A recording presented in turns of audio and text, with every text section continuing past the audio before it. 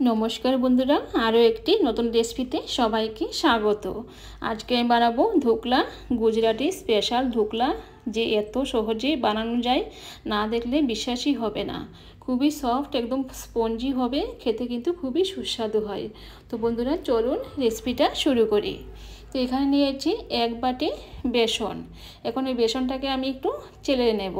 তো বেসনে কিন্তু অনেক সময় অনেক রকমের ছোটো ছোটো পোকাও থাকে, আবার একটু দানা দানাও থাকে। এগুলো কিন্তু থাকলে এগুলো কিন্তু ভালো করে এরকমভাবে চেলে নিলে এগুলো কিন্তু বেরিয়ে যাবে।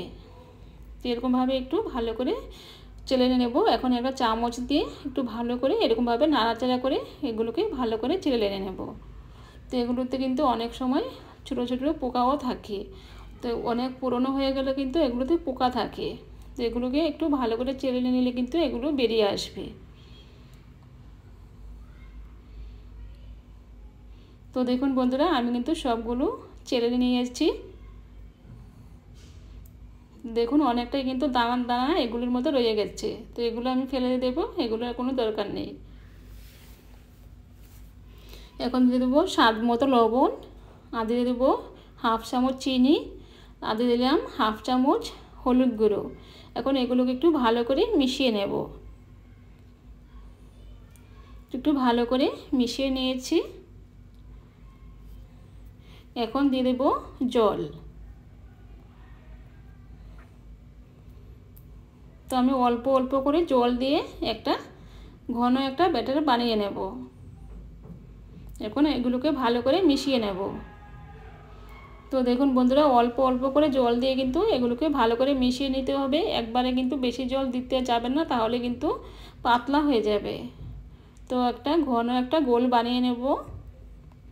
এরকমভাবে ওটাকে ভালো করে মিশিয়ে নিতে হবে। তো দেখুন বন্ধুরা, আমি কিন্তু একটা ঘন একটা গোল কিন্তু বানিয়ে নিয়েছি। তো এরকমভাবে যত মেশানো হবে ওটা কিন্তু ততটাই ভালো হবে। এখন ওটাকে ঢাকা দিয়ে 10 মিনিটের জন্য রেখে দেব।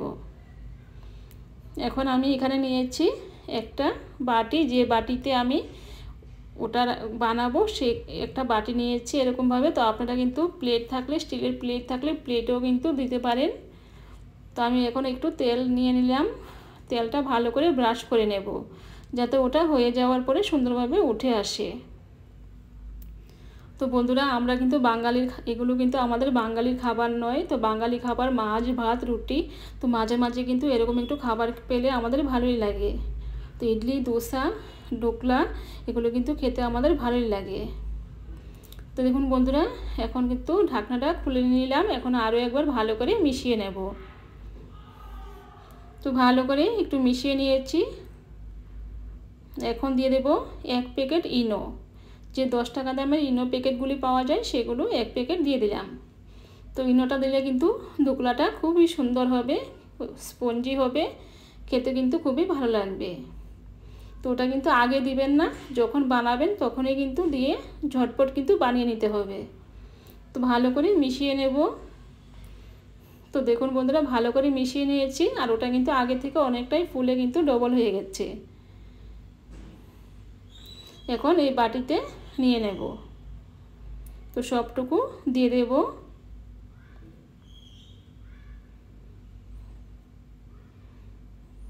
তো সবটুকু নিয়ে নিলাম। এখন একটু এরকমভাবে ঝাঁকিয়ে দেব, যাতে সব দিকে সুন্দরভাবে সেট হয়ে যায়। একটু ঝাঁকিয়ে নিয়েছি, আর চুলায় বসিয়ে দিয়েছি একটা কুকার, আর জল দিয়ে দিয়েছি। জলটা কিন্তু গরম হয়ে গেছে, একটা স্ট্যান্ডও বসিয়ে দিয়েছি। এখন এই বাটিটা বসিয়ে দেব। বসিয়ে আমি 15 মিনিটের জন্য ওটাকে এইভাবে স্টিম করে নেব, মিডিয়াম ফ্লেমে স্টিম করে নেব। তো 15 মিনিট হয়ে গেছে বন্ধুরা, এখন দেখে নেব। তো একটা কাঠি দিয়ে একটু চেক করে নেব।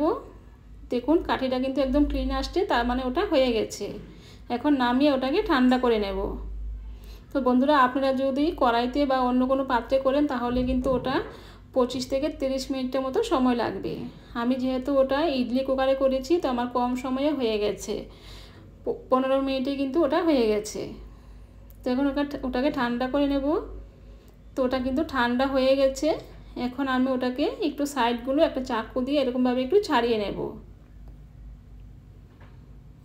এরকমভাবে একটু সাইডগুলো একটু ছাড়িয়ে নিলে কিন্তু ওটা সুন্দরভাবে বেরিয়ে আসবে।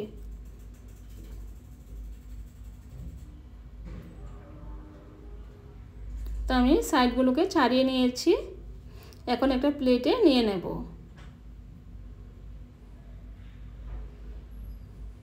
তো দেখুন বন্ধুরা কত সুন্দর হয়েছে, একদম স্পঞ্জি হয়েছে আর দেখতেও কত সুন্দর লাগছে। এখন আমি একটা তরকা বানিয়ে নেব। এখানে একটা প্যান বসিয়ে দিয়েছি আর দিয়ে দিলাম 1 চামচ তেল। এখন দিয়ে দেব হাফ চামচ সর্ষে আর দিয়ে দেব কিছু কাঁচা লঙ্কা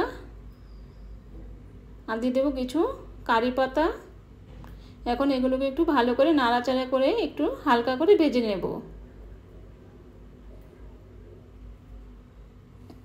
হালকা করে একটু ভেজে নিয়ে এসেছি, এখন দিয়ে দেব জল।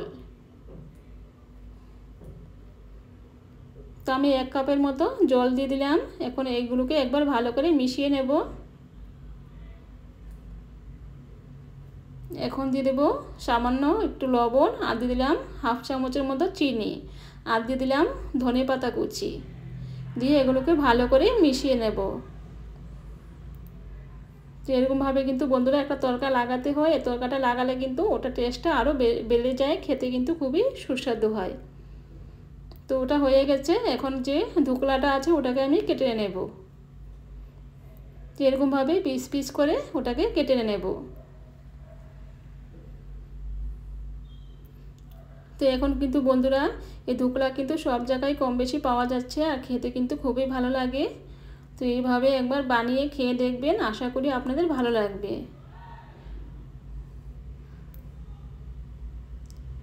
ইডলি, ধোসা, ধোকলা, এগুলো কিন্তু বড়া, এগুলো কিন্তু খেতে খুবই ভালো লাগে বন্ধুরা। তো অনেক সময় কিন্তু আমরা এই বাঙালি খাবার খেতে খেতে একদম ভালো লাগে না, একটু অন্য খাবার খেতে ইচ্ছে করে। তো এরকমভাবে কিন্তু আপনারা বানিয়ে খেতে পারেন, খুবই ভালো লাগবে।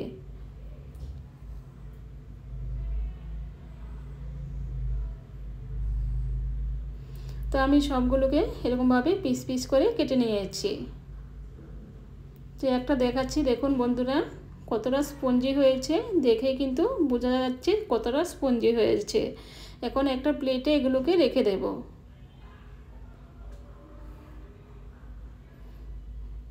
তো এরকমভাবে সবগুলো রেখে দেব। তো দেখুন বন্ধুরা দেখতেও কত সুন্দর লাগছে আর খেতেও কিন্তু খুবই সুস্বাদু হয়।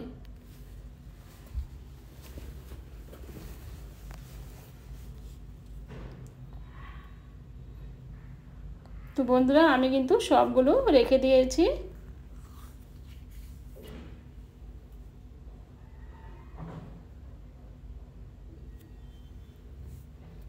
তো সবগুলো ঠিকঠাক করে রেখে দিলাম। এখন যে তরকাটা বানিয়ে রেখেছিলাম সে তরকাটা উপরে দিয়ে দেব। তো একটা চামচ দিয়ে অল্প অল্প করে সবগুলোর উপরে কিন্তু দিয়ে দেব। তো এই যে তরকার যে এই যে সিরাপটা আছে সে সিরাপটা কিন্তু এরকমভাবে ধোকলার উপরে দিলে কিন্তু ওটা ভেতরে গিয়ে আরও সফট হবে, খেতে কিন্তু আরও ভালো লাগবে। তো সবগুলোর উপরে এরকমভাবে দিয়ে দেব।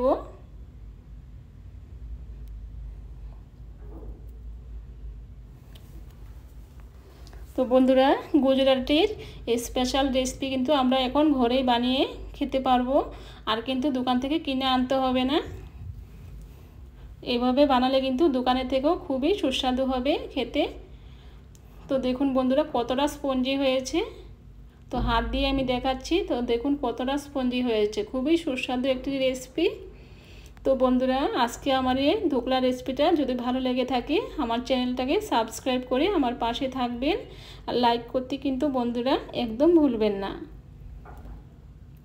তো খুবই সুন্দর একটি রেসিপি, ছোট থেকে বড় সবারই কিন্তু খুবই পছন্দ হবে। তো বন্ধুরা আজকে এই পর্যন্তই, আবার দেখা হবে অন্য কোনো রেসিপিতে। নমস্কার।